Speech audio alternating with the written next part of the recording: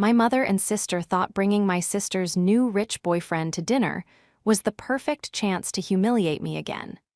But when he bragged about his job, he didn't realize the failure, sitting across from him, was actually the executive investigating him for massive fraud. Before we continue today's story, we have an urgent announcement to make. Due to technical issues, we are pivoting towards another channel. Please subscribe to our new channel, Inherited Revenge. You can find the link in the video description, the pinned comment, and the collaboration tag on this video. Make sure to switch over now so you don't miss out.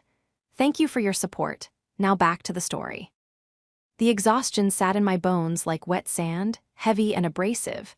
I sat in my car, the engine idling, staring at the front door of my mother's house. My hands were trembling slightly on the steering wheel, not from fear, but from the sheer, crushing weight of the last 72 hours. I hadn't slept. I had barely eaten.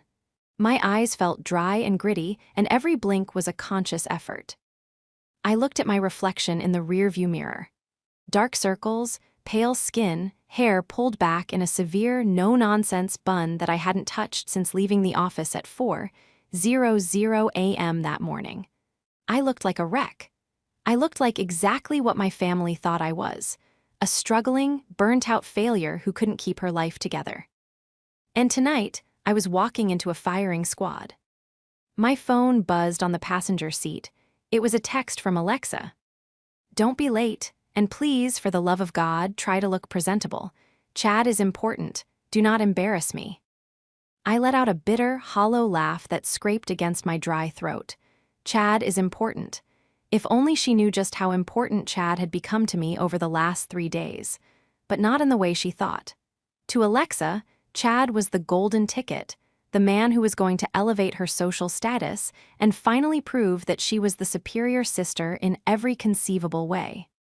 To me, Chad was Subject 409, the central figure in a sprawling, multi-million-dollar embezzlement scheme that I had been meticulously unraveling file by encrypted file. I worked in data entry. That's what I told them. That's what I had told them for 5 years. It was easier that way. If Patricia, my mother, knew that I was actually the director of internal compliance and ethics for the very multinational conglomerate Chad worked for, if she knew I made 3 times what Chad likely made, she would have drained me dry. She would have demanded cars, vacations, loans that were never repaid. So I let them believe the lie. I let them believe I was Aubrey, the disappointment. Aubrey, who lived in a small apartment, my second home, a decoy, and drove a beat-up sedan, my weekend car. But tonight, the masquerade felt different. The stakes weren't just about family dynamics anymore. They were legal. They were federal. I turned off the ignition, the silence of the suburbs rushing in to fill the cabin. I grabbed my purse, a scuffed, generic tote bag I used specifically for these visits, leaving my Italian leather briefcase hidden in the trunk. I took a deep breath, trying to steady the shaking in my hands. The nausea was rising again, a mix of sleep deprivation and the dread of what was about to happen. I wasn't just walking into a dinner. I was walking into a crime scene where the criminals didn't even know they'd been caught yet. And the worst part? The person I was about to destroy wasn't just a faceless executive anymore. He was sitting at my mother's dining table, holding my sister's hand. The betrayal I felt wasn't from Chad. He was just a greedy suit. The betrayal was from them, my own blood. They had invited me here tonight specifically to witness their triumph and my failure. They wanted an audience for their happiness, and they wanted a punching bag to make themselves feel taller. I opened the car door and stepped out into the cool evening air. As I walked up the driveway, I could see them through the bay window. Patricia was laughing, pouring wine. Alexa was beaming, leaning into a man in a sharp gray suit. They looked like a picture-perfect family. I stopped at the door, my hand hovering over the bell. A wave of dizziness hit me, and I had to grab the doorframe to steady myself. "You have no idea," I whispered to the wood, the secret burning on my tongue like acid. "You have absolutely no idea what you've done." The moment I stepped through the door, the temperature seemed to drop 10 degrees. The warmth and laughter I had witnessed from the driveway evaporated instantly, replaced by a stiff, performative silence. Patricia was the first to spot me. She didn't say hello. She didn't ask how I was. She simply scanned me from head to toe, her eyes narrowing as they landed on my wrinkled blouse and the scuffed toes of my flats. Her lip curled, just slightly, a micro-expression of disgust I had spent 29 years memorizing. "You're here," she said, her voice flat. It wasn't a greeting, it was an accusation. "And look at you, did you even try, Aubrey? I told you this was a special occasion." I closed the door behind me, leaning back against it for a split second of support. "Hello to you too, Mom. I came straight from work. It's been a long week." "Work," Alexa scoffed from the living room. She was perched on the edge of the white sofa, her posture rigid and regal. She was wearing a dress that probably cost more than my decoy car, a shimmering, silk thing that screamed new money, if you can call typing numbers into a spreadsheet for minimum wage work. "Honestly, Aubrey, you look like you've been sleeping in your car." "I haven't been sleeping much at all, actually," I said, walking further into the room. My voice was raspy, lacking the energy to fight back. "Deadlines." "Deadlines for data entry?" Patricia laughed, a sharp, barking sound that grated on my nerves.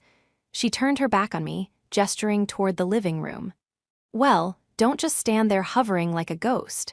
Come and meet someone who actually understands the meaning of a career." I moved into the living room. The man in the gray suit stood up. "Chad." Seeing him in person was jarring. I had spent the last 72 hours looking at his face on monitors, in security footage, and on ID badges. I knew his social security number. I knew his bank account balance in the Caymans. I knew he had a nut allergy and that he preferred terrified assistants over competent ones. But seeing him here, standing on my mother's Persian rug, smiling that practiced, predatory smile, made my stomach turn. He was handsome in a generic, corporate way. Perfectly styled hair, a suit that fit too well, a watch that cost $40,000, bought, I knew for a fact, with funds diverted from the vendor procurement account last month. "You must be Aubrey," he said, extending a hand. His grip was firm, too firm, a dominance play disguised as a greeting. "Alexa has told me so much about you." The pause was deliberate. He looked at me with eyes that were cold and assessing. He saw the tired woman in the cheap clothes, and he immediately categorized me: prey, unimportant, beneath notice. "Nice to meet you, Chad," I said, taking his hand. My skin crawled at the contact. "I've heard a lot about you, too." "Oh, I'm sure," Alexa chimed in, slipping her arm through his and squeezing his bicep. "I've been gushing. Unlike some people, Chad is actually going places. He's an executive, Aubrey, a real one, at OmniCorp." The name of the company hung in the air like a weapon. "OmniCorp," I repeated, keeping my face perfectly neutral. "That's impressive." "It is," Patricia said, walking in with a tray of appetizers. She shoved the tray toward Chad, bypassing me completely. "He's in charge of, what was it again, Chad?" "Strategic accounts." "Global strategic accounts and logistics," Chad corrected, puffing his chest out slightly.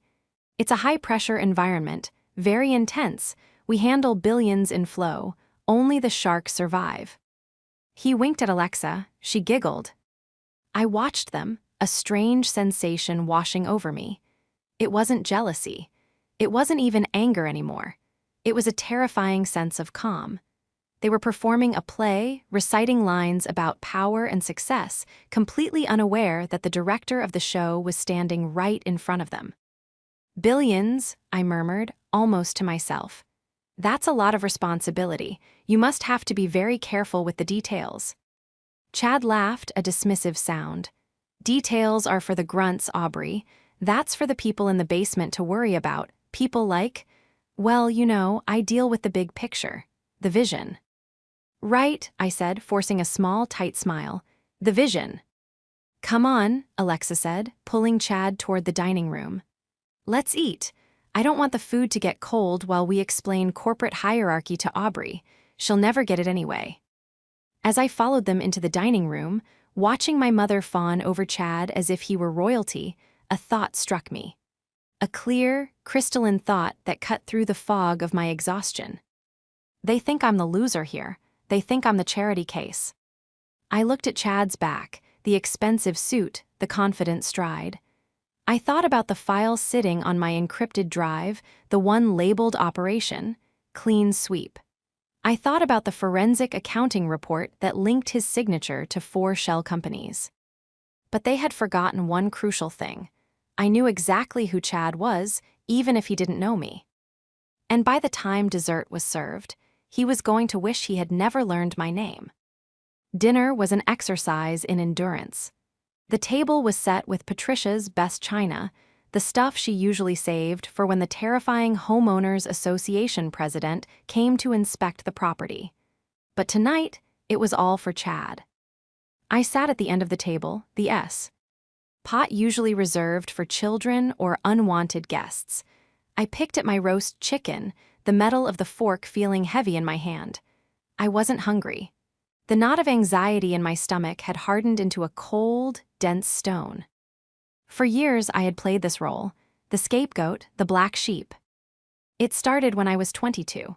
Dad had left, leaving a mountain of debt that Patricia refused to acknowledge. Alexa was in college, the star student who needed tuition, sorority dues, and a spring break fund. I was the one who stayed behind. I was the one who worked 3 jobs to keep the house from being foreclosed on. I was the one who paid off the credit cards Patricia maxed out in grief. But I never told them. I paid the bills anonymously, sliding cash into accounts, intercepting foreclosure notices, and paying them off with money I made from my entry-level compliance job. I let them think the bank made a mistake. I let them think luck saved them. Why? Because I knew them. If they knew I had money, they would stop trying. They would become parasites. So I hid my promotions. I hid my bonuses. I hid the fact that I rose through the ranks of OmniCorp faster than anyone in the company's history. I became the struggling typist, so they would leave me alone. And in return for saving them, they despised me.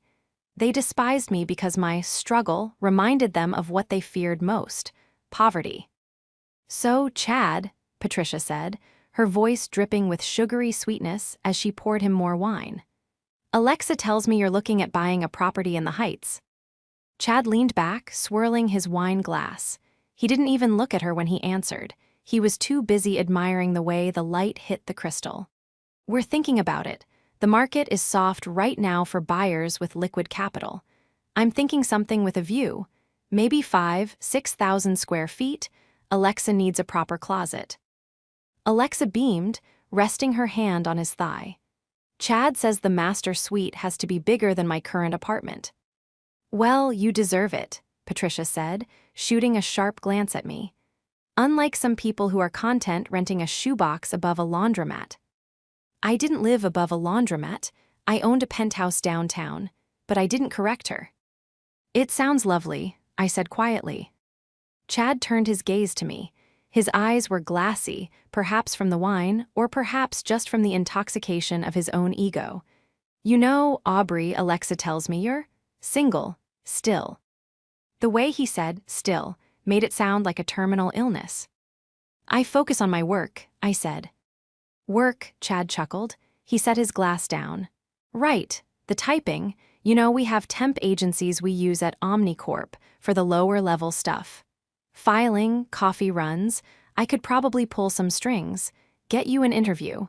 It pays better than whatever freelance gig you're doing. Might help you get out of that. Shoebox. That is so generous of you, Chad, Patricia exclaimed, clapping her hands together. Did you hear that, Aubrey? Chad is offering to help you. You should be groveling. I'm happy where I am, I said, my voice steady, though my heart was hammering against my ribs. Chad's smile didn't reach his eyes. It was a sneer now. Don't be proud, Aubrey. Pride is for people who can afford it. Honestly, it's a little embarrassing for Alexa. She's moving up in the world. She's going to be the wife of a VP soon. She can't have a sister who looks like you.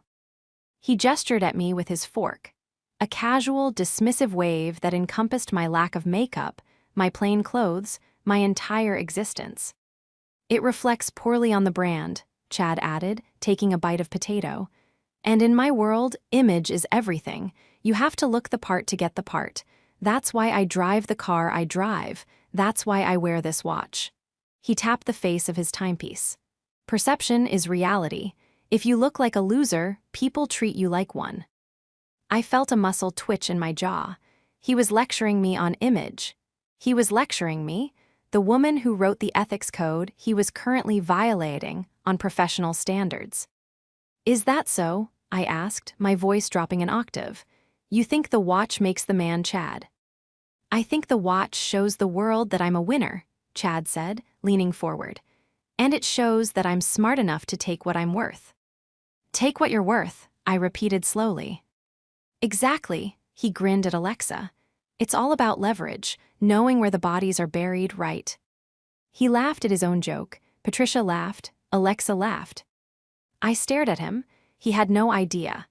He was sitting there, eating my mother's roast chicken, completely oblivious to the fact that I was the one holding the shovel. The transition from the main course to dessert felt like a military maneuver.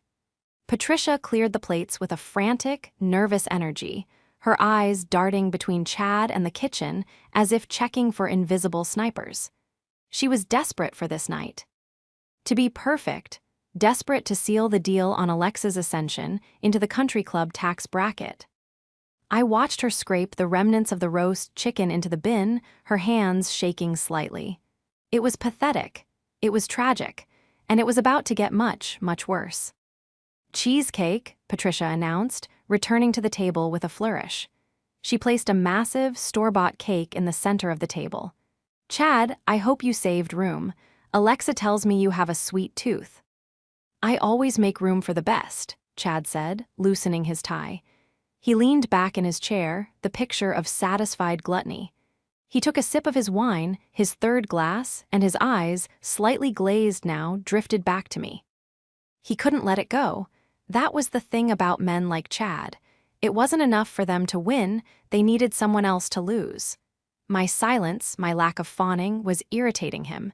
He needed me to acknowledge his superiority.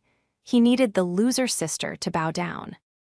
So, Aubrey, he started, his voice a little louder now, slurring just a fraction on the vowels.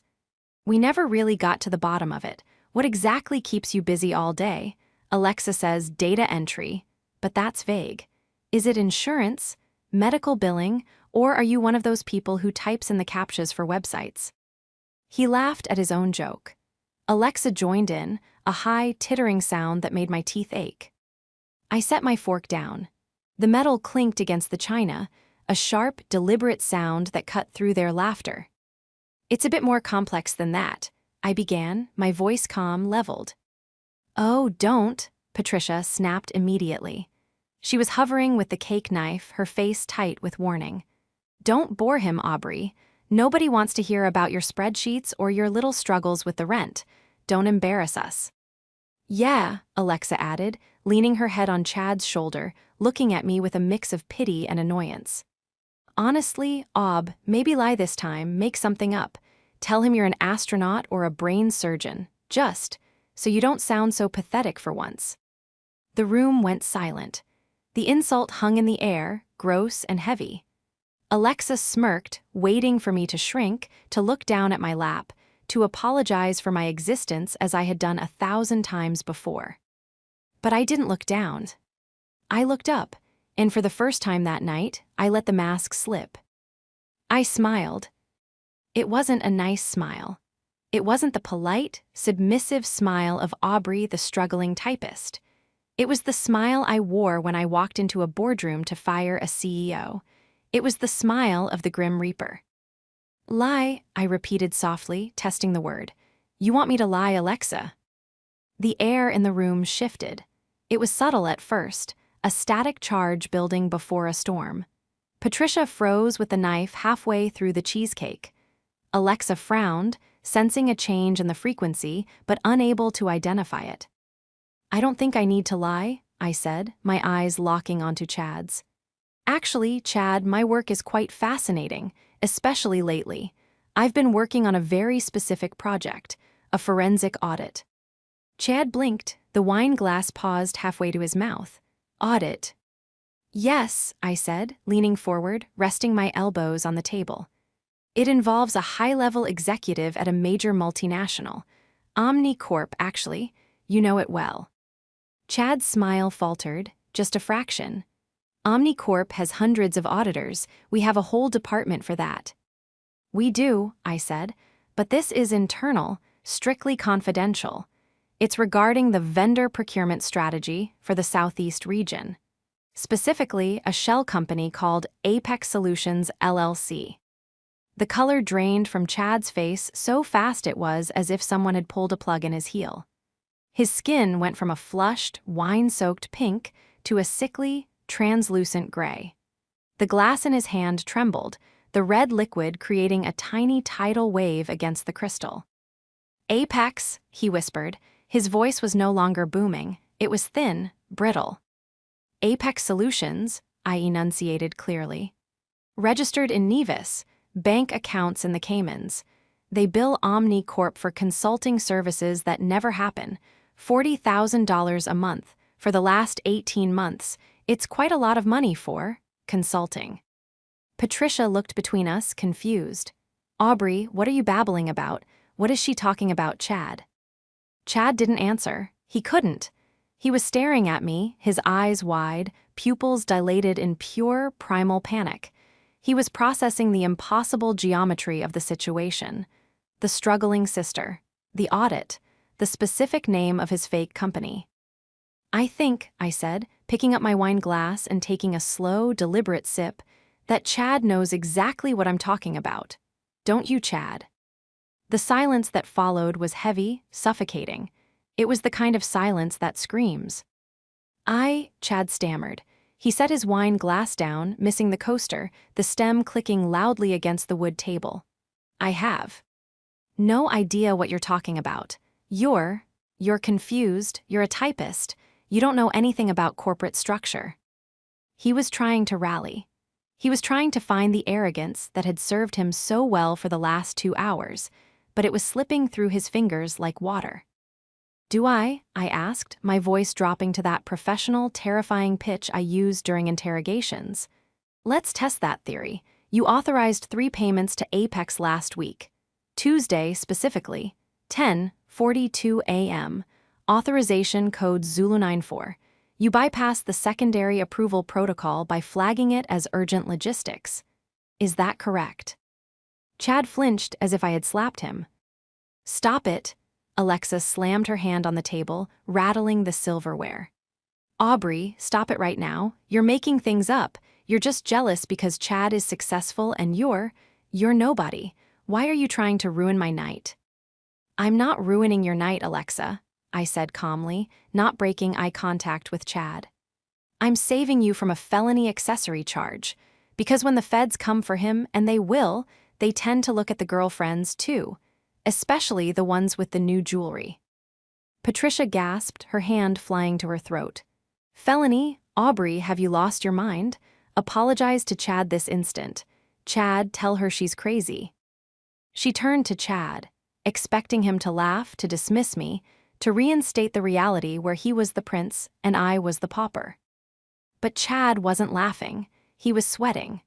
Beads of perspiration were forming on his upper lip, glistening under the chandelier light. He loosened his tie further, his breathing shallow. Who told you that? Chad hissed, his voice low and dangerous.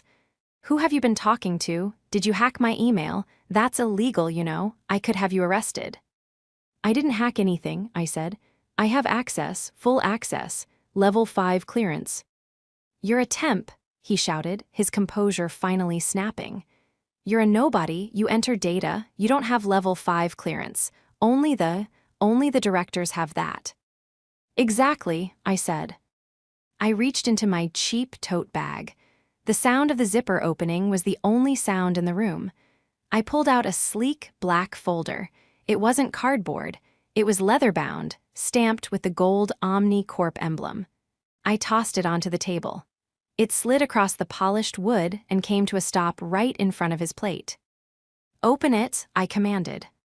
Chad stared at the folder like it was a bomb. I said, open it. His hand shook violently as he reached out. He flipped the cover open. The first page was a personnel file. His personnel file. Stamped across the top in bold, red ink was the word, terminated. Underneath that was a photo.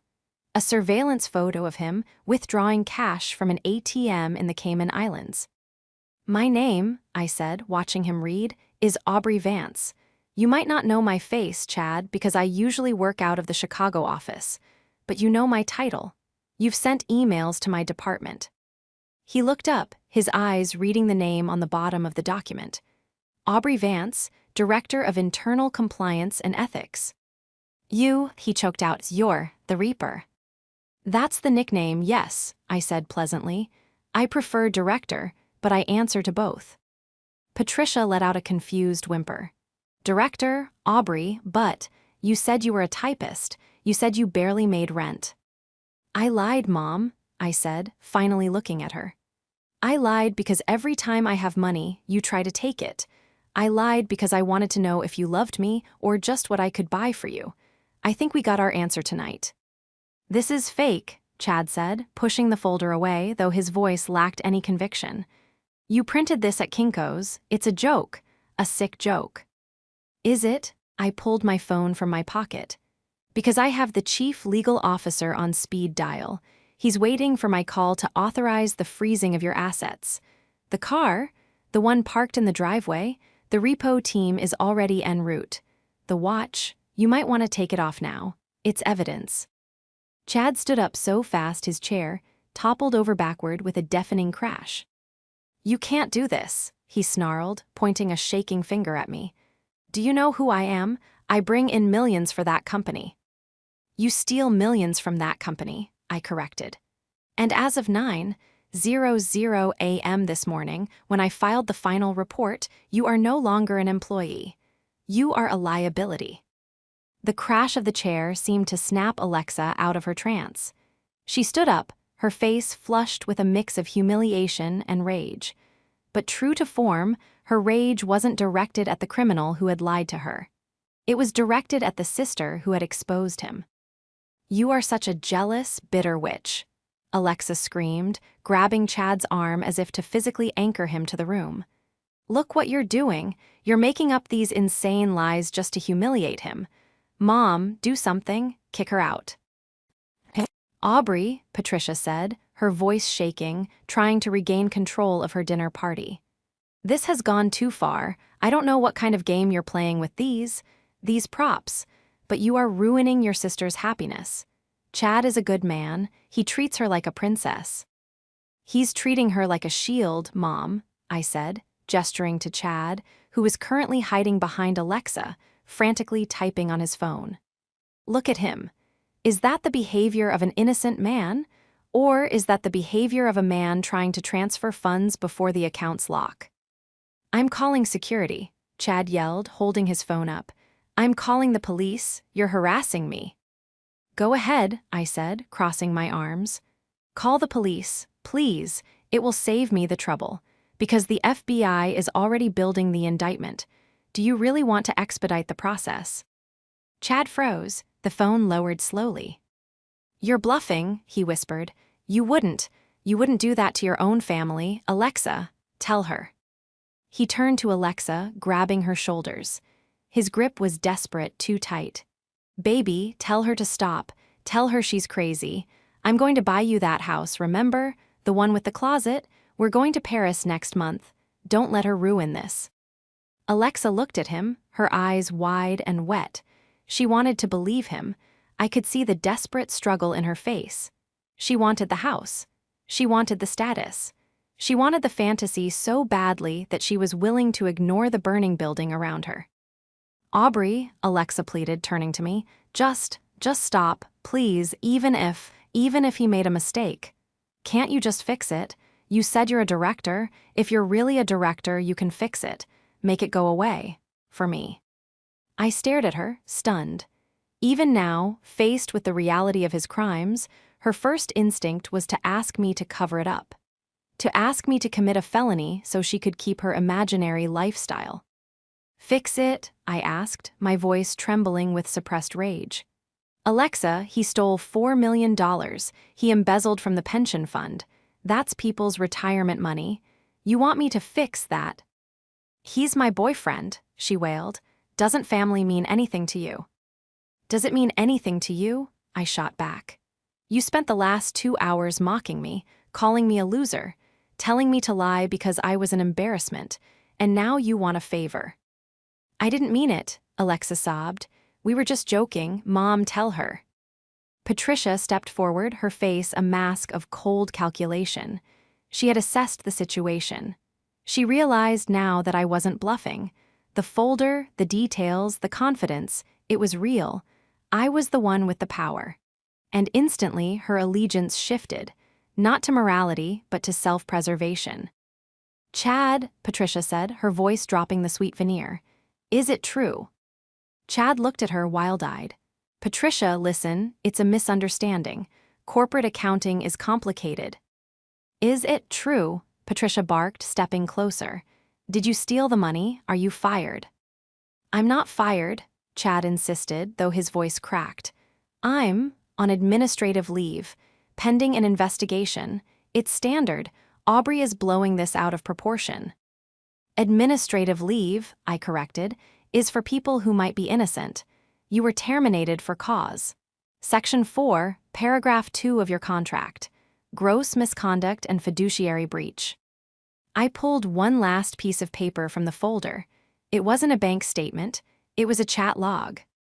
And Alexa, I said, softening my voice just a fraction. Before you defend him any further, you might want to see this. It's a transcript of his messages on the company server. Specifically, the ones to his other fiancé in Miami. The room went dead silent. Alexa froze. His what? Her name is Jessica, I said, sliding the paper across the table toward her. He bought her a condo last month, using the same shell company account. He told her he was coming down next week to finalize the wedding plans. Alexa looked at the paper. She looked at Chad. Chad's face was a mask of pure terror. The embezzlement was one thing, business. But this was the end of his shield. Baby, no, Chad pleaded, holding his hands up. That's a client. Jessica is a client. The messages say otherwise, I said. Quote, can't wait to leave this town and that clingy, desperate girl behind. Just need to secure the last transfer. End quote. Alexa read the words. Her hands started to shake. The tears stopped, replaced by a flushing, blotchy red rage that started at her neck and moved up to her cheeks. She looked up at Chad. The power couple fantasy dissolved in an instant, replaced by the raw, ugly truth. Clingy, she whispered, desperate. Alexa, wait, Chad started, reaching for her. She slapped him. It wasn't a movie slap.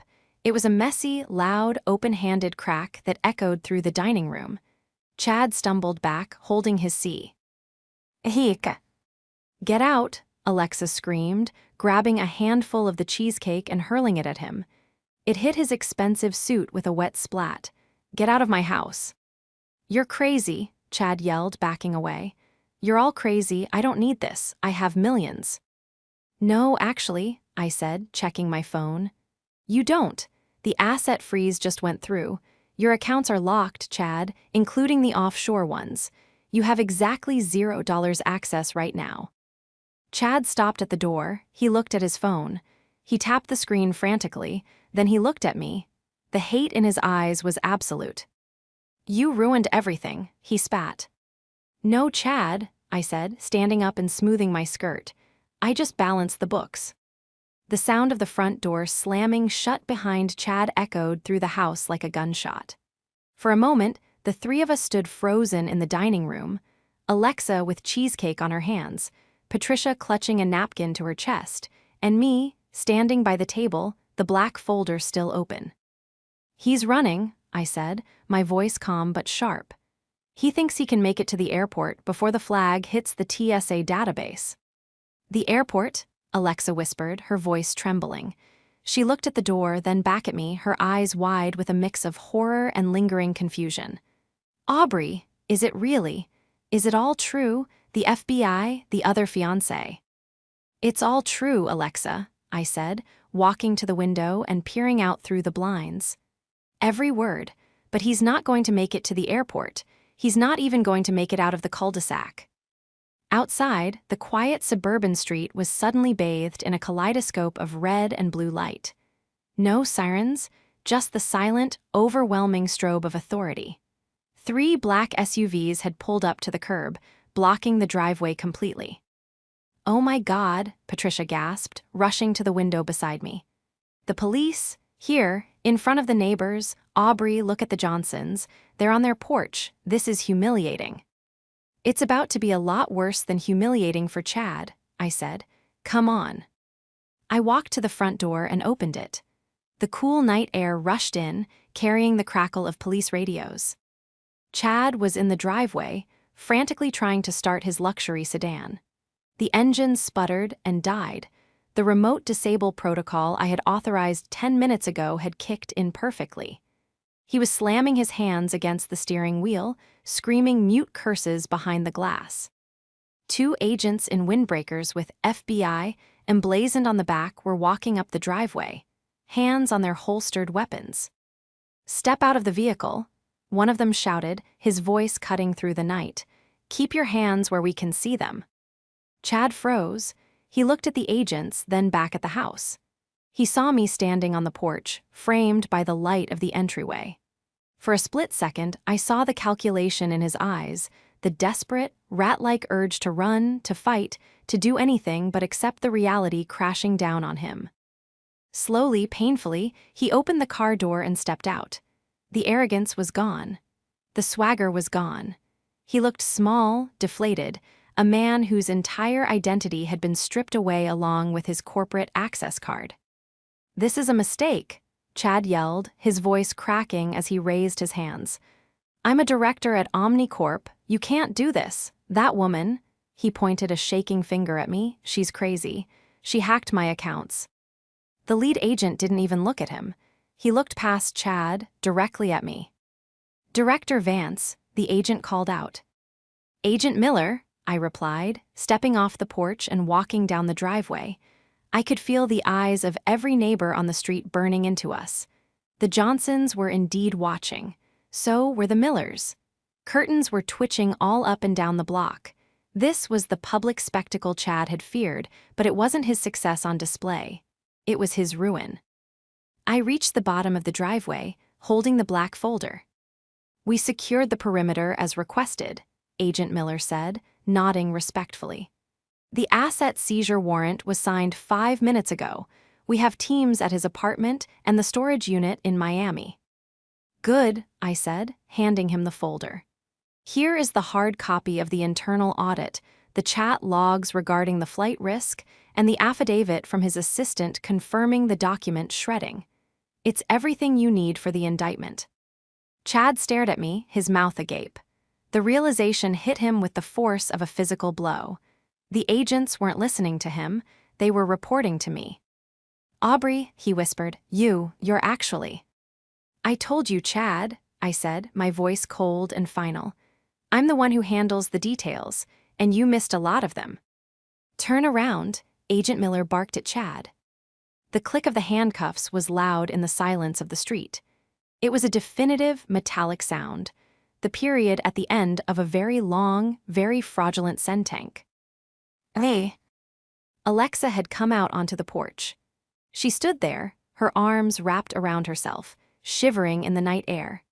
She watched as the man she thought she was going to marry, the man she had belittled me for not being good enough for, was patted down and shoved unceremoniously into the back of a government SUV. As the agents closed the door, Chad pressed his face against the glass. He wasn't looking at Alexa. He wasn't looking at the house he had promised to buy. He was looking at me, and in that look there was no more mockery, no more disdain, just pure, unadulterated fear. I didn't smile, I didn't gloat, I just watched. "Is it done?" Patricia asked, coming up behind me. Her voice was small, stripped of its usual imperious tone. She was looking at the neighbors, shrinking away from their gaze. "Is he gone?" "He's gone, Mom," I said, turning back to the house. For a very long time, 10 to 15 years, I'd imagine. Federal sentencing guidelines are pretty strict when it comes to pension fraud. I walked past her, back up the driveway toward my sister. Alexa hadn't moved. She was staring at the empty space where Chad's car had been. "He called me clingy," she whispered, the words barely audible. "He was laughing about me to her, to Jessica." "He was using you, Alexa," I said gently. "He needed a local address to register the shell company. He needed someone with a clean credit history to co-sign the lease on the warehouse. He was setting you up to take the fall if things went south." Alexa looked at me, her eyes filling with fresh tears. He was going to frame me. "Why do you think he was so insistent on putting the utilities in your name?" I asked. "Why did he want you to sign those insurance documents last week? I intercepted them, by the way. They weren't insurance. They were incorporation papers listing you as the sole proprietor of Apex Solutions." Alexa's knees buckled. I caught her before she hit the concrete, holding her up. She buried her face in my shoulder, sobbing ugly, wrenching sobs of a woman whose world had just been shattered. "I'm so stupid," she cried. "I'm so stupid, Aubrey. I'm sorry. I'm so sorry." I held her there in the driveway, under the harsh glare of the porch light. The neighbors were still watching. The police lights were fading into the distance. But for the first time in years, I didn't care what anyone thought. I wasn't the struggling typist anymore. And my sister wasn't the golden child. We were just two sisters, standing in the wreckage, trying to figure out how to pick up the pieces. The house was painfully quiet after the police left. The adrenaline that had sustained us through the confrontation had drained away, leaving behind a heavy, exhausted silence. We sat in the living room, the same room where, hours earlier, Chad had bragged about his watch. Now it felt like a different planet. Alexa was curled up on the sofa, clutching a throw pillow, her makeup streaked and ruined. Patricia was pacing by the fireplace, nervously rearranging knickknacks, unable to sit still. I sat in the armchair, sipping a glass of water.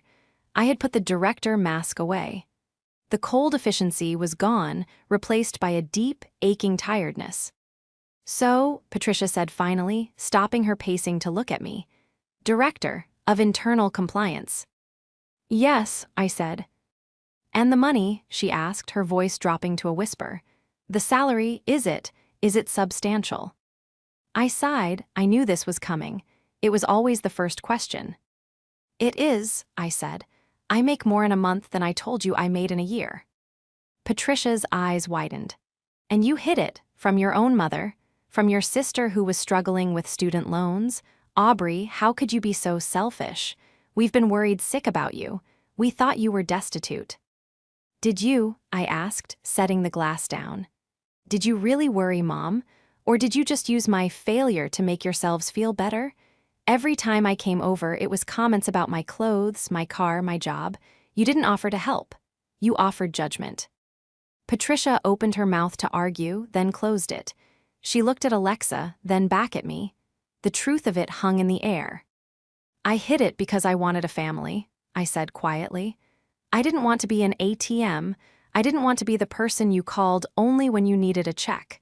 I wanted to see if you could love me just for being Aubrey. Not success story Aubrey. Just me." Alexa looked up from the pillow. Her eyes were red, swollen. "And we failed," she whispered. "Didn't we?" "You didn't make it easy," I admitted. Tonight was hard, Alexa. Hearing you tell me to lie, hearing you call me pathetic, that hurt more than anything Chad said." Alexa flinched. Fresh tears spilled over. "I know, I got caught up in it. He made everything sound so perfect. I wanted it to be true so badly, and I took it out on you because looking at you made me feel guilty, like I was leaving you behind." "You weren't leaving me behind," I said. "You were being dragged down by an anchor." I stood up and walked over to the sofa. I sat down next to her. She stiffened for a moment, then leaned into me, resting her head on my shoulder. It was a gesture we hadn't shared since we were teenagers. "I stopped the transfer," I said softly. "The insurance papers you signed, I never filed them. You're clear, Alexa. You're not liable for any of his debt or his crimes. The FBI knows you were a victim, not an accomplice. I made sure of that in my report." Alexa let out a long, shuddering breath. "You saved me. After everything I said, you saved me." "That's what big sisters do," I said, smoothing her hair, "even when little sisters are being bratty." She let out a weak, watery laugh. "I was more than bratty. I was a monster." "We can work on that," I said, "but for now, you're safe. That's what matters." 6 months later. The courtroom was sterile and cold, smelling of floor wax and old paper. I sat in the back row, not the front. I didn't need to be in the front to see justice done. Chad stood before the judge in an orange jumpsuit. The expensive gray suit was long gone, seized as evidence along with the watch and the car. He looked older. His hair was thinning, his posture slumped. When the judge read the sentence, 12 years in federal prison, restitution of $4 million, he didn't even flinch. He just looked tired. He turned as the bailiff led him away. His eyes scanned the room and locked onto mine. There was no anger left, just resignation.